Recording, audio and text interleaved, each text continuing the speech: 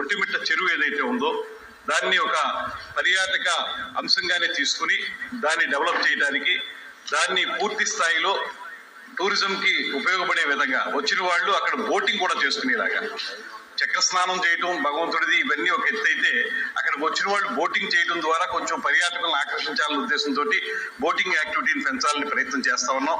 అక్కడ గైడ్స్ ని ఏర్పాటు చేయాలి. లాంగ్వేజ్ ప్రాబ్లం అన్నారు, క్యూఆర్ కోడ్ తోటి ఇంటిగ్రేట్ చేసి ఒక మల్టీ లాంగ్వేజ్ యాక్టివిటీని ఏర్పాటు చేయాలని, అక్కడికి వచ్చినటువంటి వారు పూర్తి స్థాయిలో తెలుగు, ఇంగ్లీష్, హిందీ, తమిళం కూడా వాటిల్లో ఆ స్థల ప్రాశస్త్యం గురించి తెలియజేయాలనేటువంటి ఆలోచన కూడా చేస్తా ఉన్నాం అధ్యక్ష.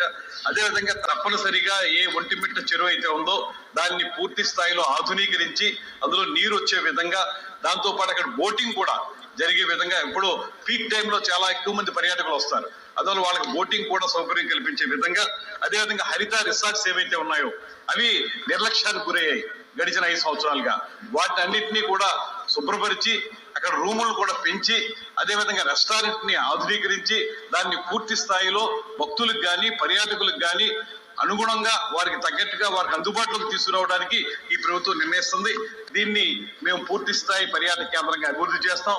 దీంతో పాటు కేంద్ర ప్రభుత్వం వారి సహకారంతో ప్రసాద్ స్కీమ్ ఏదైతే ఉందో ఆ ప్రసాద్ స్కీమ్ లో కూడా ఈ టెంపుల్స్ డెవలప్మెంట్ కి, టెంపుల్ టూరిజం కి ఒక ప్రత్యేకమైనటువంటి అవకాశం ఉంది.